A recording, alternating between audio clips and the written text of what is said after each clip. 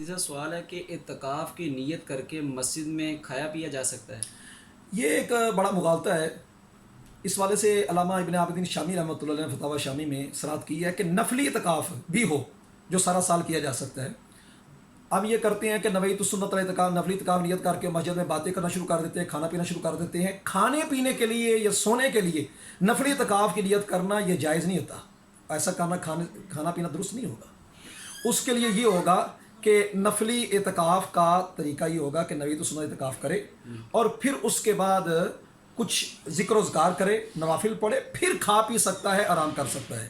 اور جو سنت موقدہ الکفایہ ہے اعتکاف ہوتا ہے، اس کے لیے یہ شرط ہوتا ہے کہ ایسا کھانا لے کر آئے کہ جو مسجد کی حرمت کو پامال نہ کرے، بدبودار نہ ہو. مثلا پیاز نہ کھائے، سلاد نہ ساتھ لے، لہسن نہ لے جس کے اندر وہ سمیل پیدا ہو منہ کے اندر.